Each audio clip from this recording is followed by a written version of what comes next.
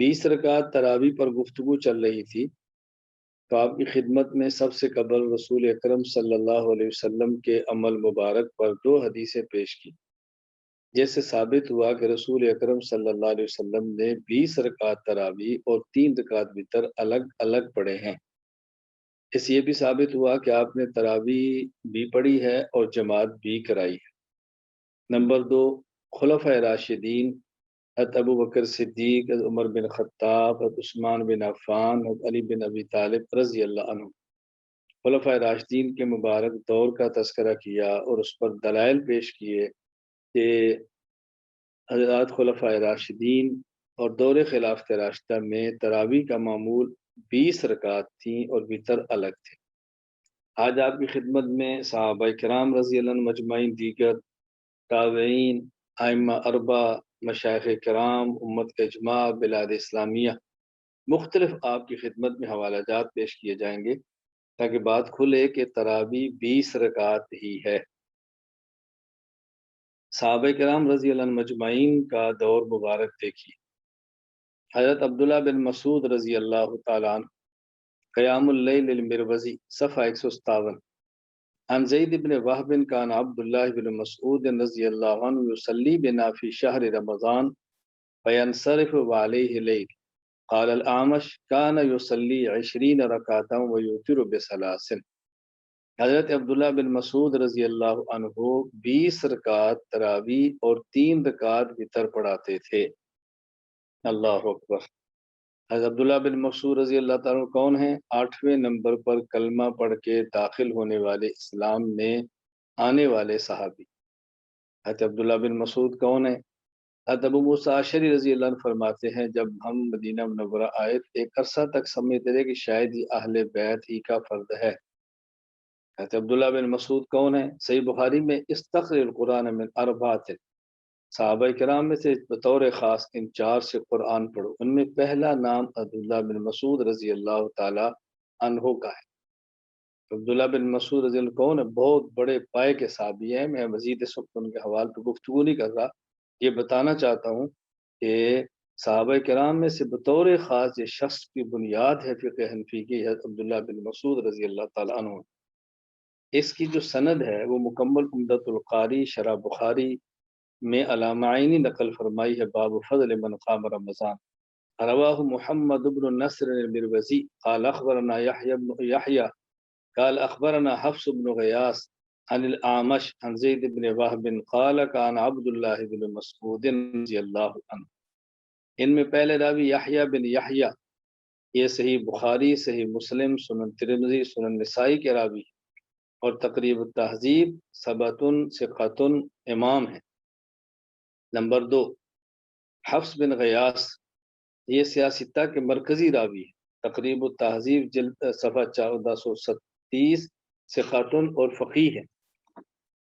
اعمش، صحیح بخاری، صحیح مسلم، سنن اربع کے راوی ہے، بالاتفاق ثقہ ہے، تقریب التہذیب صفحہ 2615، الجرح والتعدیل اسی طرح ان کے بارے میں وہاں بھی یہی گفتگو موجود ہے۔ زید بن وہب، آپ صحیح بخاری، صحیح مسلم، سنن اربع کے راوی ہیں اور تقریب التہذیب ثقہ ہے۔ عبداللہ بن مسعود، پھر عبداللہ بن مسعود ہے، صحابی پر تو مسئلہ کوئی نہ چلا ہے، صحابی جب آ جائے تو کلہم عدول۔ نمبر 2، ابی بن کعب رضی اللہ تعالیٰ عنہ، حضرت عبدالعزیز بن رفیع فرماتے ہیں کان ابی بن کعب یصلی بالناس فی رمضان بالمدینہ 20 رکعہ ویوتر بثلاث۔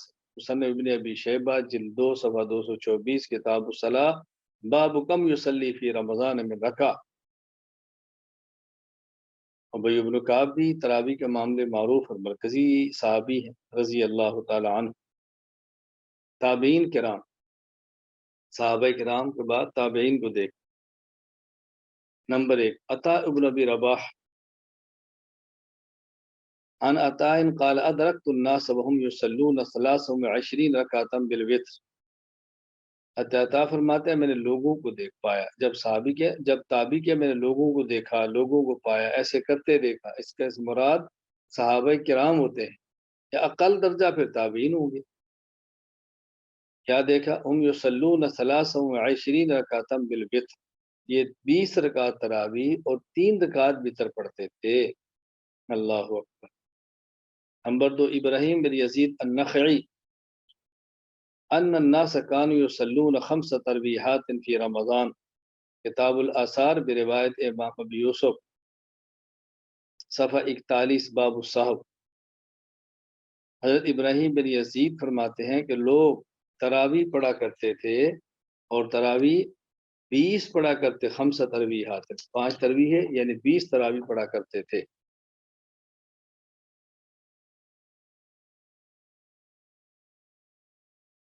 نمبر 3، سیدنا شتیر بن شکل ان شتیر بن شکل انه كان يصلي في رمضان 20 رکعتا والوتر، حضرت شتیر رمضان میں 20 رکعت تراویح اور وتر پڑھتے ہیں۔ مصنف ابن ابی شیبہ جلد 5 صفحہ 222، کتاب الصلاۃ، باب کم یصلی فی رمضان من رکعات۔ سیدنا ابو البختری عن ابی البختری انه كان يصلي 5 تراویحات فی رمضان ویوتر بثلاث، مصنف ابن ابی شیبہ جلد 5 صفحہ 224، کتاب الصلاۃ، باب کم یصلی فی رمضان من رکع۔ سیدنا سوید بن غفلہ واخبرنا ابو زكريا بن ابي اسحاق قال اخبرنا ابو عبد الله محمد بن يعقوب قال حدثنا محمد بن عبد الوهاب قال اخبرنا جعفر بن عون قال اخبرنا ابو الخصيب قال كان يؤمنا سويد بن غفلة في رمضان فيصلي 5 تراويحات 20 ركعة، السنن الكبرى للبيهقي جلد 2 صفحہ 496، باب ما روي في عدد ركعات القيام في شهر رمضان۔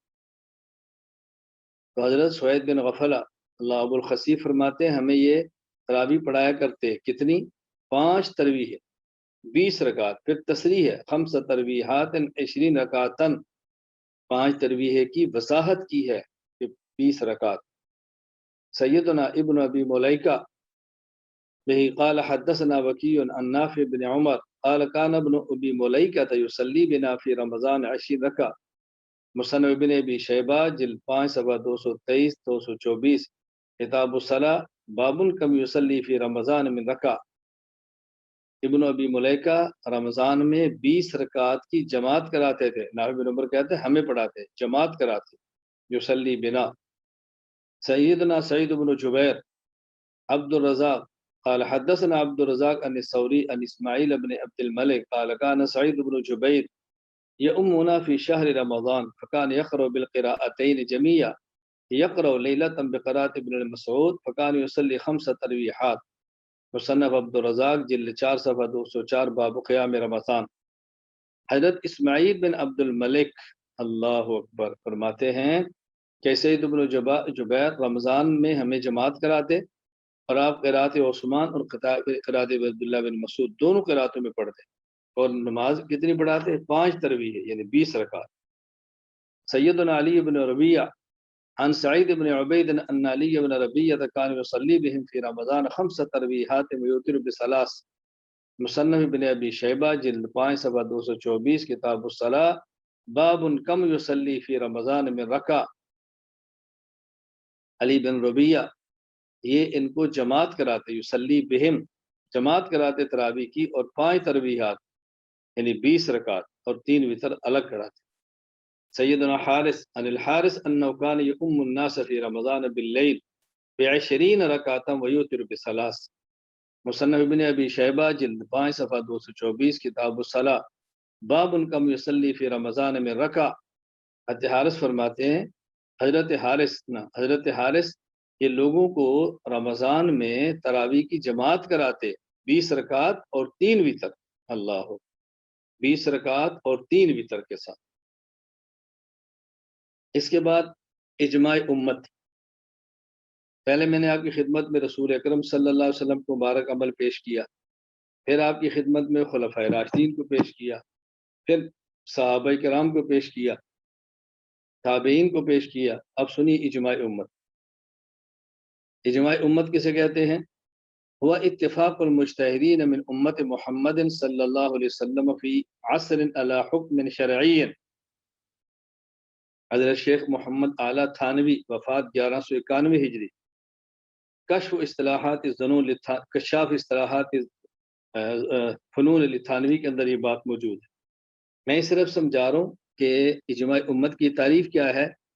اتفاق المجتہدین من امت محمد صلی اللہ علیہ وسلم فی عصر الی حکم شرعی، عام لوگوں کا نہیں، امت محمدیہ کے مجتہدین کا کسی زمانے میں حکم شرعی پر متفق ہو جانا، اس کا نام ہے اجماع. اور یاد رکھنا اجماع کی دو قسمیں ہیں، نمبر 1 اجماع کلی، نمبر 2 اجماع اکثری. اجماع کلی اور اجماع اکثری. اجماع کلی کا معنی کہ تمام متفق ہو جائیں. اجماع اکثری کا معنی یہ ہے کہ ایک مسئلے پر اکثر فقہا متفق ہو جائے، یہ بھی اجماع ہے لیکن یہ اجماع اکثری ہے. علامہ عینی رحمۃ اللہ علیہ نے عمدۃ القاری میں ہدایہ کی ایک عبارت نقل کر کے اس کی وضاحت کی ہے. وہ کیا ہے؟ ہدایہ کے اندر عبارت ہے وعلی ترک القراءۃ خلف الامام اجماع الصحابہ رضی اللہ عنہم، ترک قراءت خلف الامام پر صحابہ کا اجماع ہے. اس پر اشکال ہو سکتا تھا اجماع تو نہیں، بعض صحابہ تو اس کے قائل نہیں تھے. فسماہ اجماعا باعتبار اتفاق الاکثر ومثلها یسمى اجماعا عندنا. یہاں اجماع کا معنی اکثر کا اتفاق ہے، اور یہ فرماتا ہے کہ ہمارے یہاں اکثر کا متفق ہو جانا بھی اجماع کہلاتا ہے. میں نے اس لیے گزارش کی ہے کہ امت کا اجماع ہے 20 رکعت تراویح پر. جو آپ کے پاس فائل موجود ہے اس پر عنوان ہے جمہور علماء کا موقف اور اجماع امت. میں نے اس عنوان کو بدل کے صرف اجماع امت رکھ دیا، کیونکہ اگر تمام متفق ہیں تو اجماع ہونے میں اشکال نہیں. اکثر متفق ہیں تو علامہ عینی کہتے ہیں ہمارے وہ بھی اجماع ہے، اس کا نام اجماع اکثری رکھ دیں گے لیکن اجماع ہے. نمبر 1 امام ابو عیسیٰ محمد بن عیسیٰ بن ثورہ ترمذی، وفات 279 ہجری، سنن ترمذی جلد 2 صفحہ 166، ابواب الصیام، ابواب الصوم، باب ما جاء فی قیام شہر رمضان. فرماتے ہیں اکثر اہل العلم علی ما روی عن عمر وعلی وغیرہما من صحاب النبی صلی اللہ علیہ وسلم 20 رکعہ. اکثر اہل علم سے 20 رکعت تراویح مروی ہے، حضرت عمر سے، علی سے اور دیگر صحابہ کرام. یعنی صحابہ کرام میں اکثر اہل علم وہ ہیں کہ جن سے 20 رکعت تراویح ہی منقول ہے. نمبر 2 علامہ ابن عبد البر مالکی، وفات 463 ہجری. علامہ عینی رحمۃ اللہ علیہ نے عمدۃ القاری شرح بخاری جلد 8 صفحہ 246 پہ ان کا قول نقل کیا ہے. فرمایا وہ قول جمہور العلماء وبہ قال الکوفیون والشافعی واکثر الفقہاء وهو الصحیح عن ابی بن کعب من غیر خلاف من الصحابہ رضی اللہ عنہم. کہتے ہیں 20 رکعت تراویح جمہور علماء کا قول ہے، کوفیین کا یہی مذہب ہے، امام شافعی کا یہی مذہب ہے، اکثر فقہاء کا یہی مذہب ہے، اور یہی بات صحیح منقول ہے ابی بن کعب سے بغیر صحابہ کرام کے اختلاف. یعنی ابی بن کعب سے 20 رکعت تراویح منقول ہے، اس میں ابی بن کعب سے صحابہ کرام میں سے کسی صحابی نے اختلاف بھی نہیں فرمایا. نمبر 3 علامہ علاء الدین ابو بکر بن مسعود بن احمد القاسانی الحنفی، وفات 587 ہجری، بدائع ثنائے جلد 1 صفحہ 644. فرماتے ہیں والصحیح قول العامہ لما روی ان عمر رضی اللہ عنہ جمع ابی بن کعب فیصلی بهم فی کل لیلۃ 20 رکعہ ولم ينکر علیہ احد فیکون اجماع منہم علی ذلک. اور عام علماء کا، عام علماء کی نہیں، بڑے علماء نہیں، چھوٹے نہیں، عموماً علماء کرام کا قول یہی ہے وہ جو حضرت عمر رضی اللہ عنہ پہ منقول ہے کہ آپ نے ابی بن کعب کو پر لوگوں کو جمع کیا، ان کو امام بنایا، اور انہوں نے ہر رات میں 20 رکعت تراویح پڑھی. ولم ينکر علیہ احد، اور کسی ایک صحابی نے انکار نہیں فرمایا. فیکون اجماع منہم علی ذلک، تو صحابہ کرام کا یہ اجماع ہو گیا 20 رکعت تراویح پر. کسی ایک نے بھی انکار نہیں فرمایا، یہ چھوٹی بات نہیں ہے، کسی ایک نے بھی انکار نہیں فرمایا، تو 20 رکعت تراویح پر اجماع ہو. نمبر 4 علامہ ابو زکریا یحییٰ بن شرف النووی الشافعی رحمہ اللہ تعالی، وفات 676 ہجری، کتاب الاذکار جلد کتاب الاذکار صفحہ 226. فرمایا اعلم ان صلاۃ التراویح سنت باتفاق العلماء وہی 20 رکعہ، اور یہ یقین کر لو کہ تراویح کی نماز سنت ہے 20 رکعت علماء کے اتفاق کے ساتھ، علماء کا اتفاق ہے کہ 20 رکعت تراویح سنت ہے، یقین کر لو کہ علماء کا اتفاق ہے کہ 20 رکعت تراویح سنت ہے۔ نمبر 5، ملا علی قاری، وفات 1014 ہجری، مرقات المفاتیح جلد 364، اجمع صحابت علی ان تراویح 20 رکعت، فرماتا ہے تمام صحابہ کرام کا اجماع ہے اس بات پر کہ تراویح 20 رکعت۔ اللہ اکبر۔ یہی ملا علی قاری شرح نقایہ جلد 1 پہ لکھتے ہیں فصار اجماع لما روى البيهقي باسناد صحیح انہم كانوا يقيمون على عهد عمر ب20 رکعہ وعلى عهد عثمان وعلی رضی اللہ عنہ۔ جو امام باقی نے روایت نقل کی ہے حضرت عمر، عثمان، علی کے دور میں یہ 20 رکعت تراویح پڑھا کرتے تھے، اس کا مطلب یہ اجماع ہے، خلافت راشدہ کے ہر دور میں یہ ہوا۔ نمبر 6، علامہ سید محمد بن محمد الحسینی الزبیدی، وفات 1205 ہجری، اتحاف السادۃ المتقین بشرح احیاء علوم الدین جلد 3 صفحہ 422، وبالاجماع الذي وقع في زمن عمر اخذ ابو حنیفہ والنووی والشافعی واحمد والجمہور واختارہ ابن عبد البر۔ کہتے ہیں حضرت عمر رضی اللہ تعالیٰ کے دور میں جو اجماع ہو گیا تھا، اسی اجماع کو امام ابو حنیفہ نے لیا، امام نووی نے لیا، امام شافعی نے لیا، امام احمد نے لیا، ابن عبد البر نے لیا، اور جمہور علماء نے اسی کو اختیار فرمایا۔ نمبر 7، علامہ محمد امین بن عمر بن عبدالعزیز بن احمد بن عابدین شامی، وفات 1252 ہجری، رد المختار ابن عابدین جلد 2 صفحہ 599، وہی 20 رکعہ وقول الجمہور وعلی عمل الناس شرقا وغربا۔ 20 رکعت تراویح جمہور علماء کا قول ہے، مشرق و مغرب میں مسلمان اسی پر عمل کرتے ہیں۔ نمبر 8، استاد المحدثین سید الفقہاء قطب الارشاد مولانا رشید احمد گنگوہی، وفات 1322 ہجری۔ ان کا رسالہ الحق السری یا الحق السری کے اندر کا رسالہ ہے، پھر اس کے اندر 2 تحریریں ہیں، ایک تحریر مولانا قاسم نانوتوی کی ہے اور ایک تحریر مولانا رشید احمد گنگوہی کی ہے۔ ہر گنگوہی کی تحریر میں نقل کر رہا ہوں۔ فرم الحاصل ثبوت 20 رکعت باجماع صحابہ رضی اللہ عنہم در آخر زمان عمر رضی اللہ عنہ ثابت شد، پس سنت باشد و کسے کیا سنت انکار دارت خطاست۔ حاصل یہ ہے کہ 20 رکعت تراویح پر صحابہ کرام کا اجماع ہوا ہے عمر کے آخری دور میں۔ اب 20 رکعت تراویح ثابت ہے اور اس کا انکار کرنا یہ بہت بڑی غلطی ہے، یہ بہت بڑی غلطی ہے 20 رکعت تراویح کا انکار کرنا۔ تو میں نے آپ خدمت اجماع امت پہ دیکھیں 8 حوالے پیش کیے۔ ایک بات یہ نشین فرما لیں، قرآن کریم بھی دلیل شرعی ہے، حدیث پاک بھی دلیل شرعی ہے، قیاس بھی دلیل شرعی ہے، اجماع امت بھی دلیل شرعی ہے۔ اور اجماع امت اتنی مضبوط دلیل ہے، اتنی مضبوط دلیل ہے، یعنی ایک ہے دلیل قوت میں اور ایک ہے فضل و مرتبہ میں۔ فضل و مرتبہ اور مقام میں جو قرآن کریم ہے وہ کوئی نہیں ہے، لیکن قوت اور طاقت میں اجماع امت مضبوط ترین دلیل ہے۔ آپ کہیں گے وہ کیسا؟ یہ میں نہیں کہہ رہا، امام غزالی فرما رہے ہیں، ابن تیمیہ جیسے شخص فرما رہے ہیں۔ فرمایا دیکھو قرآن کریم کے اندر نسخ ہے، حدیث پاک میں نسخ ہے، اجماع امت میں نسخ نہیں، یہ وہ فرما رہے ہیں، میں ان کی بات نقل کرتا ہوں۔ اور اجماع امت موقوف علیہ ہے، جیسے دیکھیں وضو اور نماز ہے، جو مقام نماز کا وضو کا نہیں ہے، لیکن وضو نہیں ہوگا تو نماز نہیں ہوگی، تو وضو نماز کا موقوف علیہ ہے۔ اسی طرح اصل تو قرآن کریم ہے، لیکن قرآن کریم کا ثبوت کس سے ہوگا؟ اجماع سے۔ آپ اجماع مانیں گے تو قرآن ثابت ہوگا، اجماع نہیں مانیں گے تو قرآن کریم کا وجود ثابت کیسے کریں؟ آج کے دور میں قرآن کریم کے ثبوت کے لیے سب سے بڑی قوی ترین دلیل اجماع امت ہے۔ فرماتے ہیں اجماع امت قوت اور طاقت میں مضبوط ترین دلیل ہے۔ حضرت امام شافعی رحمہ اللہ سے پوچھا گیا کہ اجماع امت دلیل شرعی ہے، اس پر کوئی آیت؟ حضرت امام شافعی رحمہ اللہ نے 3 دن کے بعد آیت پیش کی، اور 3 دن میں 6 مرتبہ مکمل قرآن کریم کو ختم فرمایا، ایک صبح دن ایک رات، ایک دن ایک رات، ایک دن ایک رات۔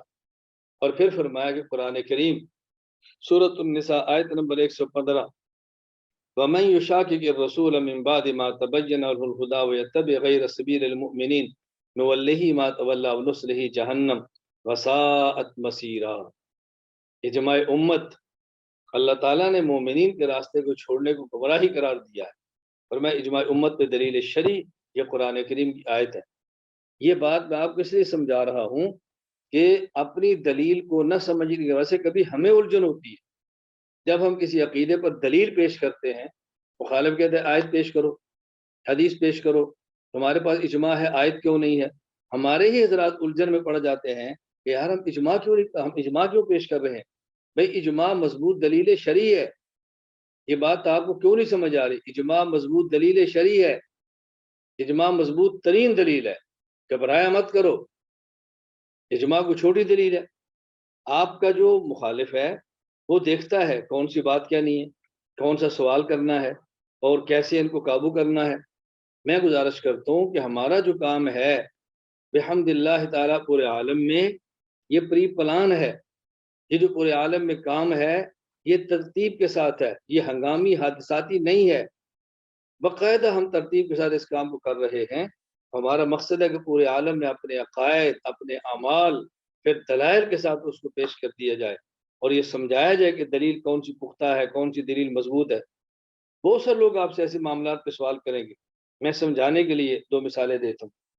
ایک شخص مجھے کہنے لگا کہ دیکھیں آپ کا عقیدہ ہے کہ انبیاء علیہ السلام وفات کے بعد قبر مبارک میں زندہ ہیں، آپ کا عقیدہ ہے؟ میں نے کہا جی ہاں۔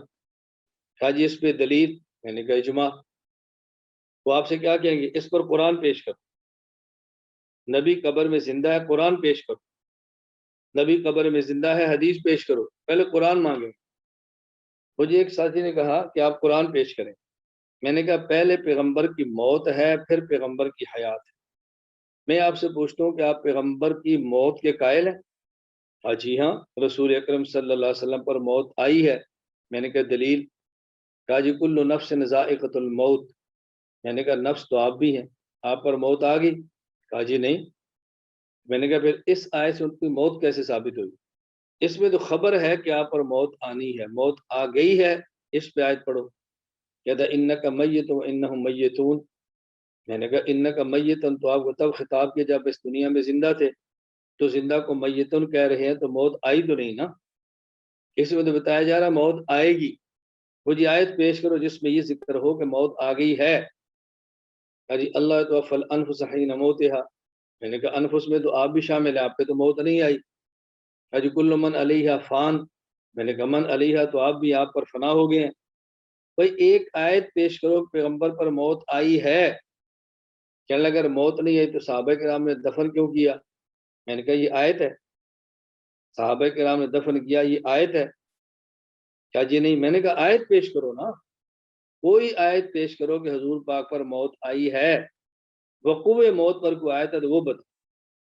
حدیث پیش کر دو، حضور نے فرمایا کہ دیکھو مجھ پر موت آ گئی ہے، حدیث پیش کر دو۔ خاموش۔ میں نے کہا بات سمجھو، بات سمجھو، ایک ہے وقوع موت، ایک ہے خبر موت۔ قرآن کریم میں آپ کی موت کی خبر دی گئی ہے، وقوع پیش نہیں کیا۔ آپ پر موت آئی ہے، اس کی دلیل صحابہ کا اجماع ہے، حضور کو غسل دیا ہے، دفن کیا ہے، خلیفہ منتخب کیا ہے، یہ دلائل ہے کہ موت آئی ہے۔ تو جب آپ کی موت کا وقوع صحابہ کے اجماع سے ہے تو پھر موت کے بعد کی حیات یہ بھی صحابہ کے اجماع سے ہوگی نا، اس پر کیا اشکال ہے؟ جس دلیل سے آپ حضور کی موت مان رہے ہیں اسی دلیل سے پیغمبر کی حیات کیوں نہیں مان رہے؟ اب یہ بات آپ کو سمجھ آئے گی تو کسی اور کو آپ سمجھائیں گے، الجھن سے نکل جائیں گے۔ تو یہ بات اچھی طرح ذہن نشین فرما لیں کہ اجماع کتنی مضبوط چیز ہے۔ حضرت صدیق اکبر رضی اللہ تعالیٰ عنہ خلیفہ اول بلا فصل ہے۔ اب ابو بکر صدیق رضی اللہ تعالیٰ عنہ خلیفہ اول بلا فصل ہیں، تو جو قرآن کی آیت پیش کرو، حدیث پیش کرو، حضور نے فرمایا خلیفہ اول بلا فصل ہے۔ سب سے مضبوط دلیل صحابہ کرام کا اجماع ہے، اجماع امت سے خلافت صدیق اکبر ثابت ہو رہی ہے۔ میں یہ بات سمجھا رہا ہوں کہ اجماع کتنی مضبوط دلیل ہے. اجماع کا انکار کریں، قرآن ثابت نہیں ہوتا. قرآن ثابت تب ہوگا جب آپ اجماع کو مانیں گے. میں اس لیے سمجھا رہا ہوں کہ اجماع امت بہت مضبوط دلیل ہے. اس بات کو سمجھنے کی کوشش کرو. جب کسی بات پر اجماع آ جائے اس کے بعد پھر آیت یا حدیث کا مطالبہ نہیں کیا جاتا.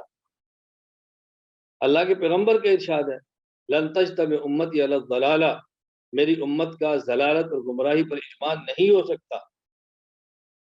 یہ جو میں نے آیت پیش کی ہے وَمَن يُشَاقِقِ الرَّسُولَ مِن بَعْدِ مَا تَبَيَّنَ لَهُ الْهُدَىٰ وَيَتَّبِعْ غَيْرَ سَبِيلِ الْمُؤْمِنِينَ، یہ بات صرف اہل علم اور علماء ہی سمجھیں گے. ذرا توجہ رکھنا، علماء ہی اس بات کو سمجھیں گے. مجھے ایک ساتھی نے کہا کہ مولانا صاحب اجماع حجت شرعیہ ہے، اس کی دلیل میں نے آیت پیش کر دی. مجھے نے کہا جو آیت آپ نے پیش کی ہے یہ آیت قرآن کریم کی ہے، اس کی دلیل میں نے کہا امت کا اجماع ہے. مجھے اس نے کہا کہ میں نے جب پوچھا کہ اجماع کی دلیل، آپ نے کہا یہ آیت. میں نے پوچھا یہ آیت قرآن کی ہے، آپ دلیل، آپ نے کہا اجماع. یہ تو دور ہے، یعنی آیت موقوف اجماع پر، اجماع موقوف آیت پر، دور ہے. اور دور تو باطل ہوتا ہے. میں نے کہا آپ کو دور کی تعریف نہیں آتی ورنہ یہ آپ کبھی نہ کہتے.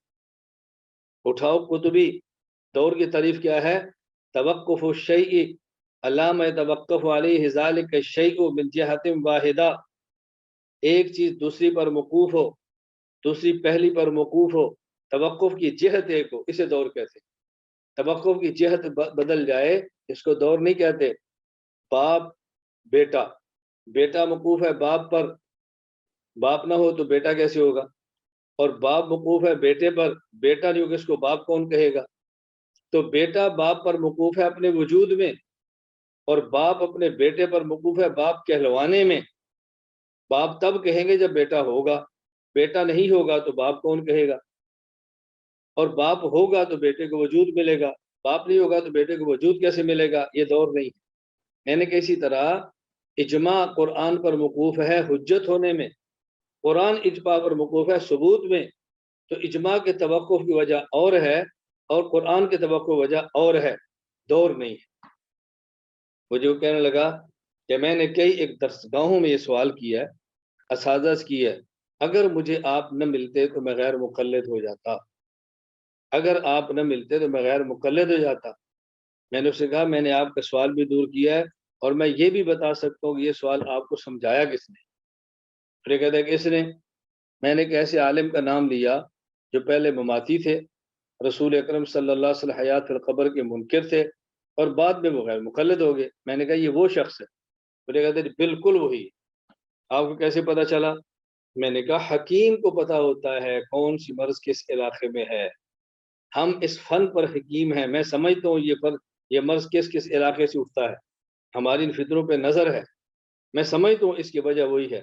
یہ وہ شبہات ہے جو لوگوں کے سامنے ڈالتا ہے. اور میں نے کہا جس کی آپ نے بات میں کر رہا ہوں، میں نے اس کے شہر میں جا کے ایف ایم ریڈیو لگا کے اعلان کیا بھائی امت کو گمراہ کرنے کی وجہ سے ہم فقیر سے بات کرو، میں آپ کے شہر کے اندر آ کر بیٹھو مجھ سے بات کرو، لیکن آنے کی ہمت نہیں ہوئی.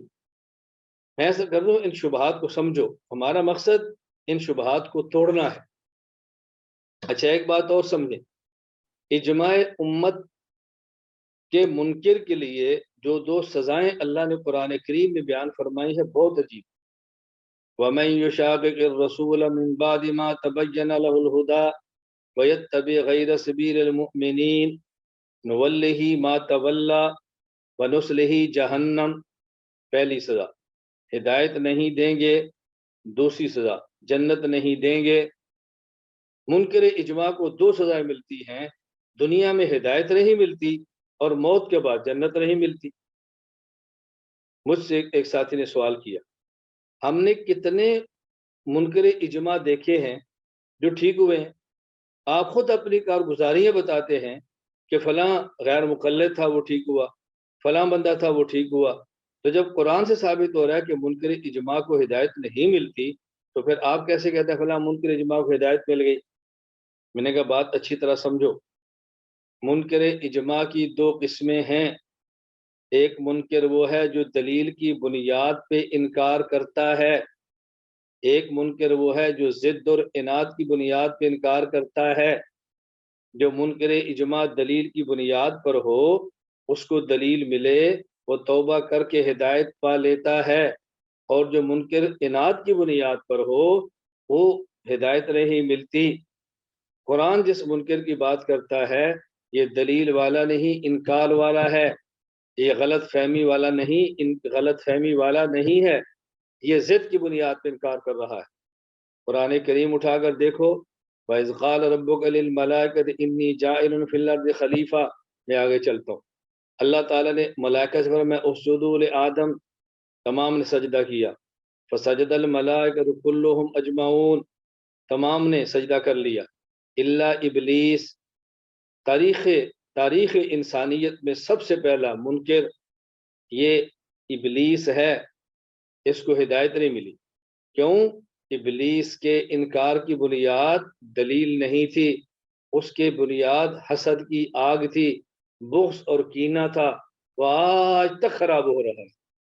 اس لیے جو شخص اجماع کا انکار کرے گا ضد اور اناد اور خواہشات کی بنیاد پہ وہ ابلیس کے نقش قدم پر ہے. ہاں اگر کوئی انکار کرتا ہے دلیل کی بنیاد پہ، فاتوا برہانکم ان کنتم صادقین، آؤ ہم فقیر بیٹھے ہیں اس کے لیے، آؤ ہم آپ کے دلائل سننے کے لیے بیٹھے ہیں، ہم آپ کے دلائل کے جواب دینے کے لیے بیٹھے ہیں. ضد اور اناد کا ہمارے پاس کوئی علاج نہیں ہے. فَإِذَا خَاطَبَهُمُ الْجَاهِلُونَ قَالُوا سَلَامًا. الجاہلون سے مراد کم علم نہیں، الجاہلون سے مراد ضدی ہے. یہ ضدی اور ہٹ درم کو کہہ دو. بھائی حضرت ابو جہل ضد کی بنیاد پہ حضور صلی اللہ علیہ وسلم کے مقابلے میں کھڑا تھا. بھائی سبحان اللہ بھی ہم مہربانی کرو ہمیں معاف کرو، ہم آپ سے بات نہیں کرتے. کتنے لوگ آپ سے کہیں گے مولانا محمد الیاس بھومن مناظرہ نہیں کرتے، ہم سے بات نہیں کرتے.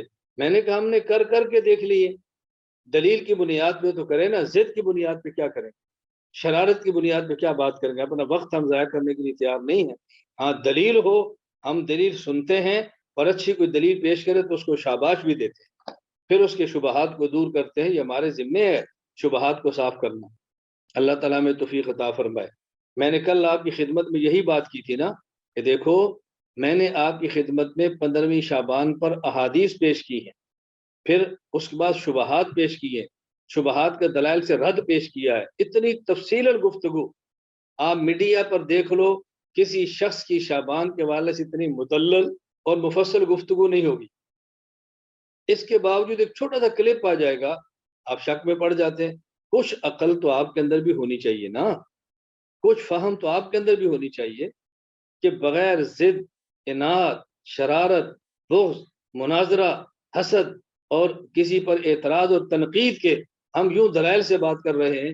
مجھے فلاں نے کہہ دیا. میں نے کل بھی ایک ساتھی نے ہندوستان سے رابطہ کیا، اللہ کے رواج دورے کے اندر شریک ہو، کہا جی بہت سے حضرات تراویح کے حوالے شبہ پیش کرتے ہیں، اس کا جواب کیا ہے؟ میں نے کہا مجھے آپ کے ان سوالات سے بہت تکلیف ہوتی ہے.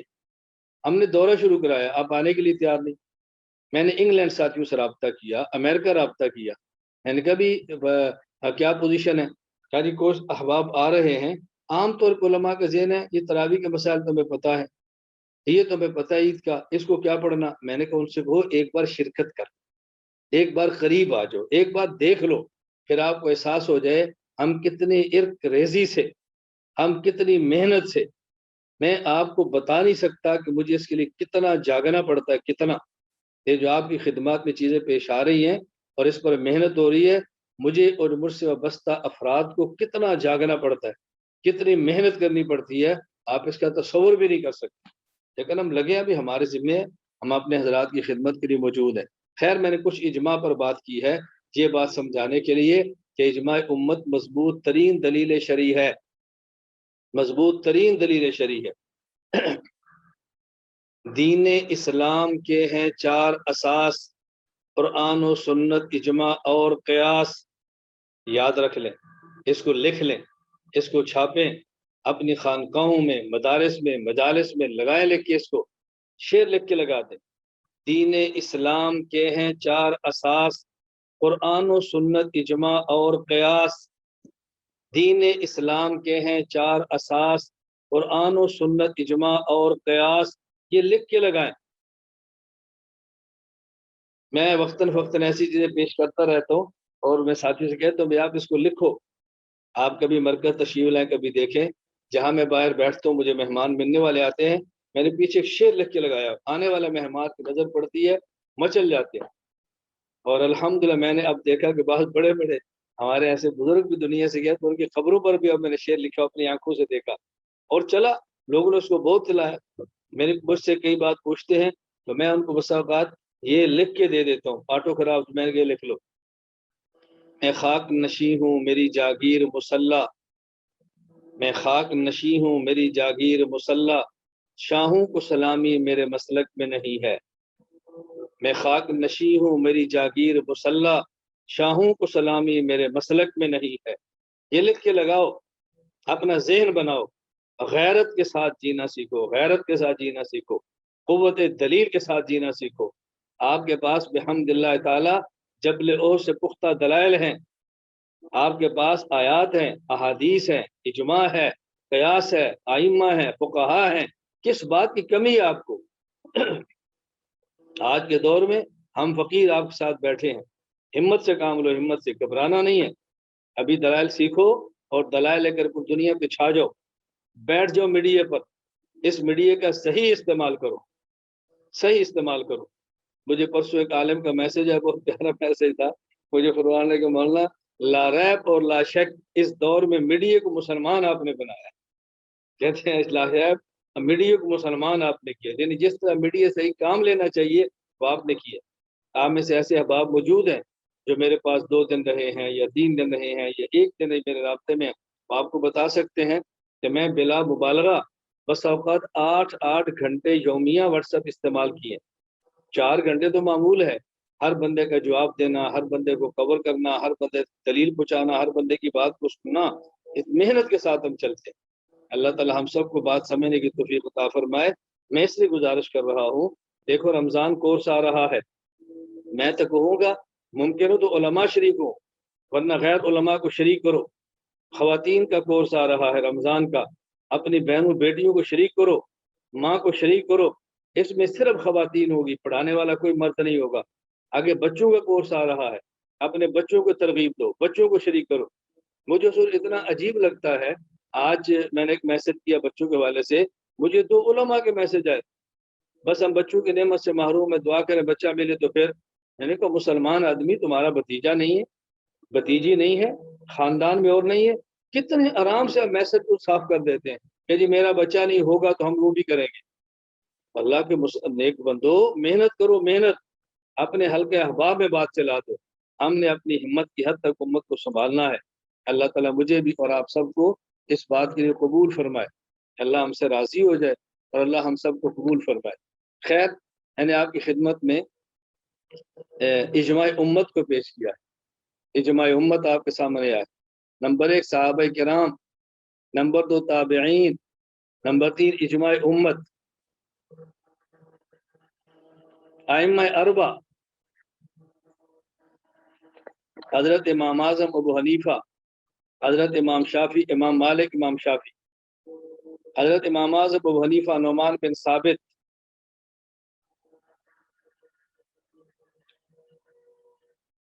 بدایت المجتہد جلد 1 صفحہ 214، علامہ ابو الولید محمد بن احمد بن محمد المعروف ابن رشد القرطبی، وفات 595 ہجری، فاختار ابو حنیفہ القیام بعشر رکعۃ سوى الوتر، امام حنیفہ نے 20 رکعت تراویح کا اختیار کیا ہے۔ فتاوی قاضی خان جلد 1 صفحہ 112، امام فخر الدین حسن بن منصور، وفات 592 ہجری، فتاوی قاضی خان میں لکھتے ہیں عن ابی حنیفہ قال القیام فی شہر رمضان السنہ کل لیلۃ سوى الوتر 20 رکعہ 5 تربیحات۔ امام صاحب کا مذہب 20 رکعت تراویح وطر کے علاوہ اور 5 تربیح۔ امام مالک بن انس بدایت المجتہد جلد 1 صفحہ 214، علامہ ابن رشد فرماتے ہیں واختار مالک فی احد قولی القیام ب20 رکعہ امام مالک کے دو قول ہیں، ایک 36 کا اور ایک 20 رکعت کا، ایک 36 کا اور ایک 20 کا۔ 36 آ رہی ہے کہ 36 کا مطلب کیا ہے، یہ 36 کیوں پڑھتے تھے، میں اس کی وضاحت کروں گا۔ اہل مدینہ کا معمول تھا کہ اہل مکہ 20 تراویح پڑھتے ہیں، پھر طواف کرتے ہیں، پھر 2 رکعت، پھر 20 تراویح طواف 2 رکعت، پھر 20 تراویح طواف 2 رکعت، پھر 20 تراویح طواف 2 رکعت۔ ان کا معمول تھا کہ ہر 4 تراویح کے بعد طواف۔ یہ کہتے ہیں ہم ہر 4 تراویح کے بعد طواف تو نہیں کر سکتے، مدینہ میں ہم 4 رکعت نفل پڑھ لیتے۔ تو اس طرح 20 رکعت تراویح معمول کی ہے، اور 4 تراویح پر جب 4 پڑھیں گے تو 16، 20 اور 16 36 بن جائیں گے، اگلے 4 کے بعد پھر ویسے وتر ہو جانے ہیں۔ تو یہ ان 4 طوافوں کے بدلے میں 4 رکعت پڑھتے 36 بن جاتے۔ امام مالک کا ایک اور یہ 20 رکعت اور ایک وہ 36 والا۔ امام محمد بن ادریس الشافعی قیام اللیل صفحہ 159 فرمائے احب الی 20 وکذالک یقومون بمکہ، سنن ترمذی جلد 1 صفحہ 166، ابواب الصوم باب ما جاء فی قیام شہر رمضان۔ امام شافعی ہکذا ادرکت ببلدنا مکہ یصلون 20 رکعہ، امام شافعی 20 رکعت تراویح کے قائل ہے۔ امام احمد بن حنبل ابن قدامہ المغنی جلد 2 صفحہ 366 میں لکھتے ہیں والمختار عند ابی عبداللہ احمد بن حنبل فیہا 20 رکعہ وبہذا قال الثوری وابو حنیفہ والشافعی۔ حضرت امام احمد بن حنبل بھی 20 رکعت تراویح کے قائل، امام حنیفہ بھی 20، امام مالک بھی 20، امام شافعی بھی 20، امام احمد بن حنبل بھی 20۔ اور یہ ائمہ کون ہیں؟ آج بھی جاؤ مسجد نبوی میں، آج بھی جاؤ مسجد نبوی میں، آپ مسجد نبوی کا پرانا حرم جو ترکی ہے وہاں سے نکلو، سامنے چھتریاں، وہاں کھڑے ہو جاؤ، اور کھڑے ہو کر آپ ذرا دیکھیں مسجد نبی کی طرف، ترکی حرم، پہلا درمیانہ دروازہ ماشاء اللہ لکھا ہوگا، پھر لکھا ہے اللہ محمد، آپ دائیں طرف دیکھیں گے ابو بکر، بائیں طرف عمر، دائیں طرف عثمان، بائیں طرف علی، عباس، حسن، ابو ہریرہ، حسین، اللہ اکبر۔ پھر آپ پیچھے دیکھیں، قبلہ طرف پشت کریں اور پیچھے دیکھیں، پہلا ستون نعمان بن ثابت، دوسرا مالک بن انس، تیسرا احمد بن حنبل، چوتھا محمد ادریس۔ یہ 4 ائمہ چمکتے ستارے آج بھی حرمین مدینہ منورہ میں نام ان کے منور ہے، نام ان کے منور ہے۔ آپ دیکھیں ذرا ائمہ حرمین 20 رکعت تراویح، امت کے بڑے بڑے مشائخ، مشاہیر امت 20 رکعت تراویح کے قائل۔ نمبر 1 الشیخ ابو حامد محمد بن محمد غزالی، وفات 505 ہجری، احیاء العلوم جلد 1 صفحہ 242، التراویح وهي 20 رکعہ وکیفیتها مشہورہ وهي سنت مؤکدہ، تراویح 20 رکعت ہے، سنت مؤکدہ ہے۔ نمبر 2 شیخ ابو محمد محی الدین عبد القادر بن ابی صالح عبداللہ جیلانی، وفات 561 ہجری، غنیت الطالبین صفحہ 267، صلاۃ التراویح سنت النبی صلی اللہ علیہ وسلم وہی 20 رکعہ، 20 رکعت تراویح رسول اکرم صلی اللہ علیہ وسلم کی سنت ہے۔ یہ بات میں سمجھا چکا ہوں کہ 20 رکعت تراویح پیغمبر پاک کی سنت ہے، پورا مہینہ جماعت حضرت عمر نے شروع کروائی اور وہ بھی سنت ہے۔ اس اشکال کو بیان کر کے میں جواب دوں گا کہ جب پورا ماہ پیغمبر نے جماعت نہیں کرائی، حضرت عمر نے کرائی، تو پھر یہ سنت یہ کیسے شمار ہوئی؟ اس کو بھی لائیں گے۔ ابھی 20 رکعت تراویح بات سنیں۔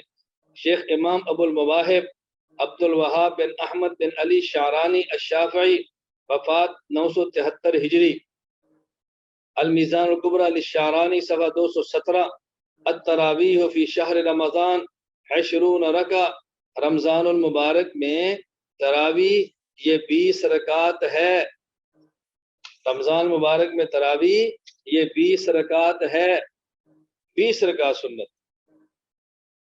مشاہیر امت کا بھی یہی موقف۔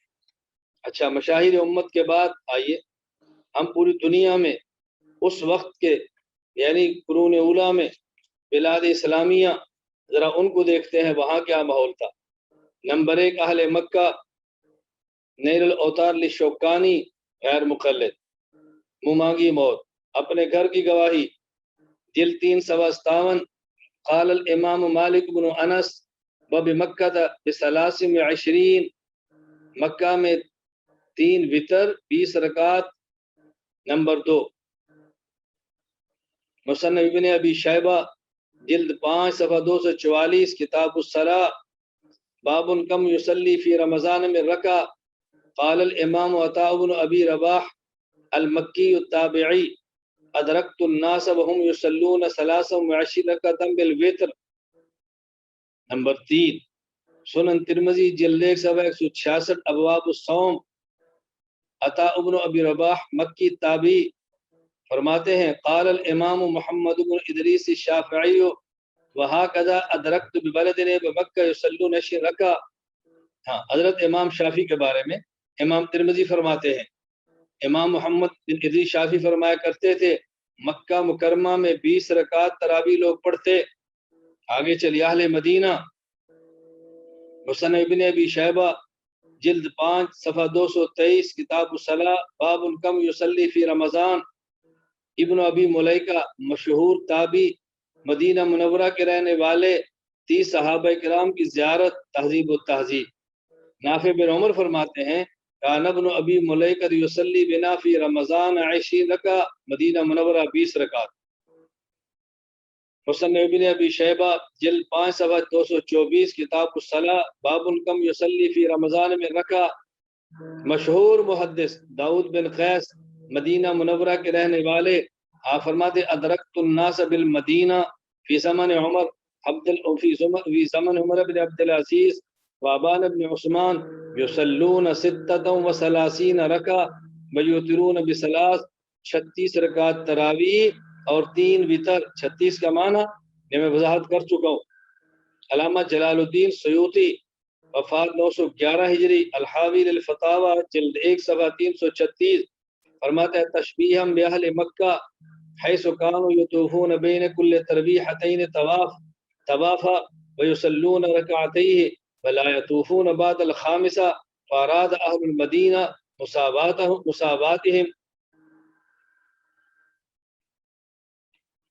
فاراد اہل المدینہ مساواتہم فجعلوا مکان کل طواف 4 رکعات۔ اہل مکہ 4 تراویح کے بعد طواف 2 رکعت نفل، پھر 4 کے بعد طواف 2 نفل، پھر 4 کے بعد طواف 2 نفل، پھر 4 کے بعد 2 طواف نفل، 5ویں کے بعد کچھ نہیں پڑھتے تھے۔ تو 4 طواف انہوں نے یہاں پر ہر طواف کے بدلے میں 4 رکعت تراویح پڑھ لی، نفل پڑھ لی۔ اہل کوفہ کتاب الاثار بروایت ابی یوسف ابراہیم بن یزید نخعی فرماتے ہیں ان الناس کانوا یصلون 5 تراویحات فی رمضان۔ مشہور تابعی سعید بن جبیر اللہ اکبر یؤمنا فی شہر رمضان فکان یقرأ بالقراءتین جمیعا، یہ بات گزر چکی ہے پیچھے۔ یقرأ لیلۃ بقراءت ابن مسعود فکان یصلی 5 تراویحات، مصنف عبد الرزاق جلد 4 صفحہ 204۔ نمبر 3 مصنف ابن ابی شیبہ جلد 5 صفحہ 222 کتاب الصلاۃ باب کم یصلی فی رمضان۔ شتیر بن شکل پیچھے گزر چکی ہے، حضرت علی کے شاگرد تھے، کوفہ میں رہائش پذیر تھے۔ عن عبداللہ بن قیس عن شتیر بن شکل انه كان يصلي في رمضان 20 رکعۃ والوتر۔ حارث حمدانی وفات 65 ہجری، مصنف ابن ابی شیبہ جلد 5 صفحہ 224 کتاب الصلاۃ باب کم یصلی فی رمضان انه كان يؤم الناس في رمضان بالليل ب20 رکعہ ويوتر بثلاث۔ یہ پیچھے گزر چکی ہے، میں صرف یہ سمجھا رہا ہوں کہ آپ کا ذہن بنے 20 رکعت تراویح۔ اور دیکھو کوفہ کے بارے میں بطور خاص خیال رکھنا، کوفہ وہ شہر ہے حضرت عمر کے حکم سے حضرت سعد نے تعمیر کروایا۔ یہ اہل عرب اہل عجم کے درمیان سنگم ہے۔ اللہ اکبر، میں اتنا جی چاہتے اس پر بات کرنے کو، عنوان بدل جائے گا۔ ہمارے امام حنیفہ کوفی ہیں۔ ایک شخص پوچھتا ہے کہ آپ کو مکہ اور مدینہ کا امام نہیں ملا تو وہ بھی کوفہ کا؟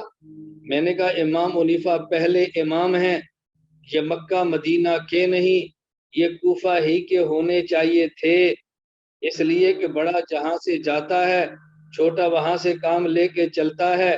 پیغمبر مدینہ سے گئے ہیں، ابو بکر مکہ سے چلے ہیں، ابو بکر مکہ سے گئے ہیں، عمر مدینہ سے چلے ہیں، عمر مدینہ سے گئے ہیں، عثمان مدینہ سے چلے ہیں، عثمان مدینہ سے چلے، علی مکہ سے علی عثمان مدینہ سے گئے ہیں، علی مکہ سے چلے، علی مدینہ چھوڑ کے کوفہ چلے گئے، علی المرتضی کوفہ سے گئے ہیں، تو بعد میں پہلے امام کو کوفہ میں آنا چاہیے تھا۔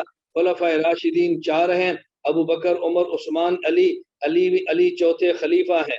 بڑے مجتہدین 4 ہیں، ابو حنیفہ مالک شافعی احمد چوتھے، ابو حنیفہ پہلے، علی چوتھے خلیفہ آخری، ابو حنیفہ پہلے مجتہد ہیں، تو جہاں سے آخری خلیفہ گیا ہے وہاں سے پہلے امام نے آنا۔ علی کوفہ سے گئے، ابو حنیفہ کوفہ میں آئے۔ اشکال کی بات کیا ہے؟ کبھی لوگ کہتے ہیں بھئی تم تقلید تو کرتے ہو ابو حنیفہ کی، بخاری مسلم کی کر لیتے۔ میں نے کہا نہیں، تقلید ہم کرتے ہیں کوفہ کی۔ کہا جی وجہ؟ میں نے کہا وجہ توجہ سے بات سننا، کہ تم کوفہ کی تقلید کرتے ہو، کوفہ سے گزر کے جاتے ہو۔ میں نے کہا ہم اس لیے کرتے ہیں کہ ہم عاشق مدینہ ہیں۔ حضرت امام بخاری بھی ٹھیک ہے، ابو حنیفہ بھی ٹھیک ہے، لیکن دونوں میں فرق یہ ہے کہ ہم عاشق مدینہ، عاشق چلتا ہے محبوب تک جلدی پہنچے، امام بخاری لے کر جاتے ہیں، لیکن واسطے 4 3 اور 5 ابو حنیفہ لے کر جاتے ہیں، تو واسطہ ایک آتا ہے۔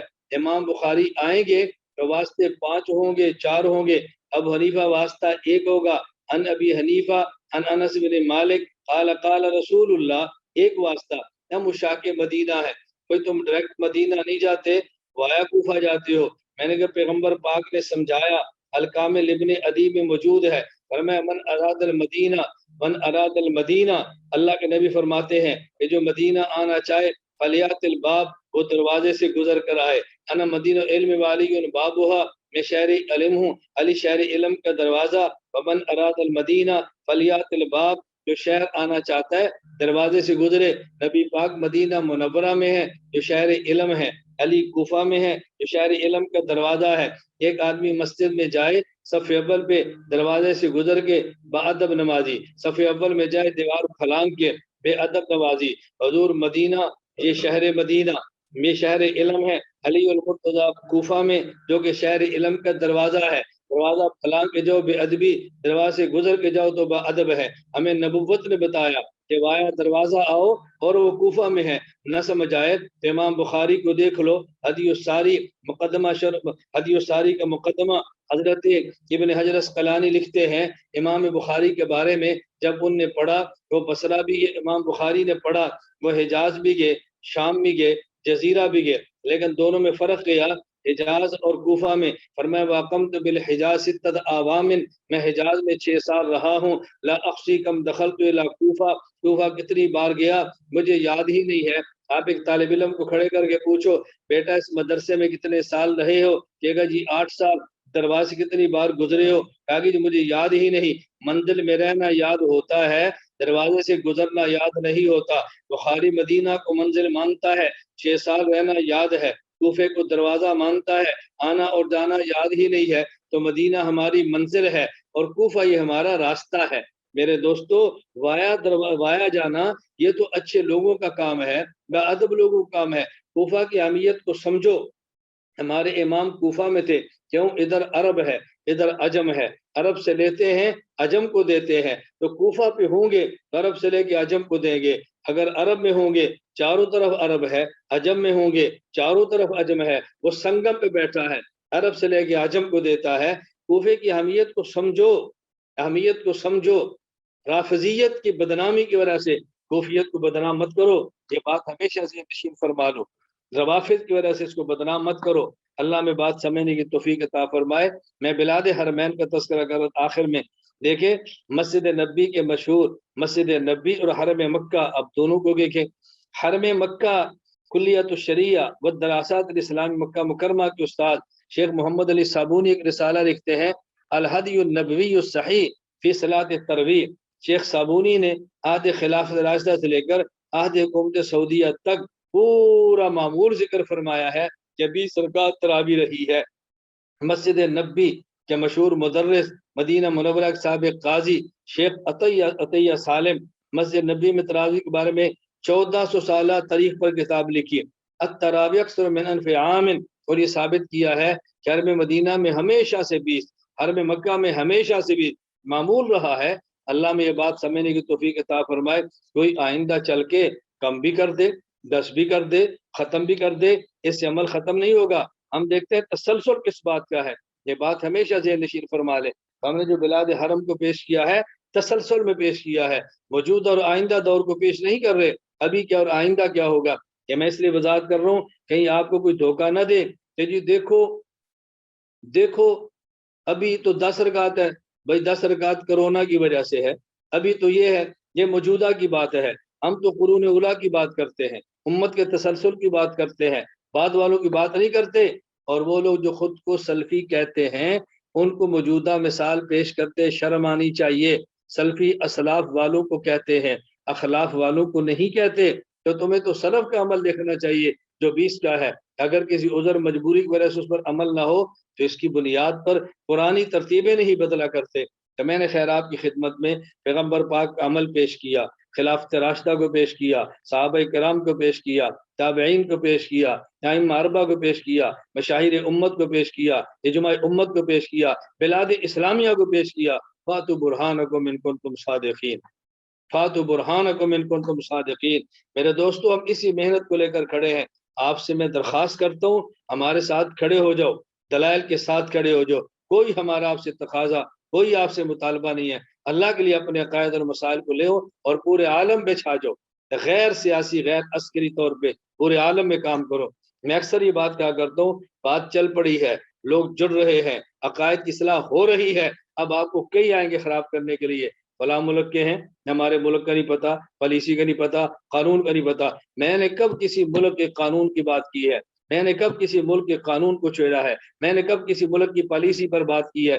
جس ملک میں آپ رہتے ہیں وہاں کی پالیسیاں وہاں کے علماء سے پوچھو. جس ملک میں رہتے ہیں وہاں کے قانون کی پابندی کرو. جس ملک میں رہتے ہیں وہاں کے کابرین امت کے ساتھ جڑ کے رہو. میں تو عقیدے کی بات کرتا ہوں، دلیل کی بات کرتا ہوں. ملک کے بدلنے سے عقیدہ تو نہیں بدل جاتا، ملک کے بدلنے سے دلیل تو نہیں بدل جاتی، ملک کے بدلنے سے مسئلہ تو نہیں بدلا. سمجھا کرو ان چیزوں کو اچھی طرح. اللہ مجھے اور آپ کو بات سمجھنے کی توفیق عطا فرمائے. بہرحال انشاءاللہ العزیز آئندہ بھی آئیں گے، ابھی جو شبہات ہیں اس کے جواب بھی آئیں گے، ہمارے اکابر کی عبارات جو پیش کی ہیں اس کے جواب بھی آئیں گے. اللہ نے چاہا تو اس عنوان پر میں اتنا واضح اور کھول کے مسئلہ پیش کر دوں گا کہ شبہ کی گنجائش باقی نہیں رہے گی. لِيَهْلِكَ مَنْ هَلَكَ عَنْ بَيِّنَةٍ وَيَحْيَىٰ مَنْ حَيَّ عَنْ بَيِّنَةٍ. وہ جیے گا تو دلیل پہ جیے گا اور مرے گا تو ہماری دلیل سن کے مرے گا. یہ کسی کو الجھن نہیں ہوگی کہ اہل سنت والجماعت احناف دیوبند کے پاس دلیل نہیں ہے. اللہ کے لیے اپنے اکابر کو، بزرگوں سب کو سمجھو. اللہ مجھ سے بھی راضی ہو، اللہ آپ سے بھی راضی ہو. اللہ ہم سب کو اس کام کے لیے قبول فرمائے. وآخر دعوانا الحمد للہ رب العالمین. السلام علیکم ورحمۃ اللہ وبرکاتہ.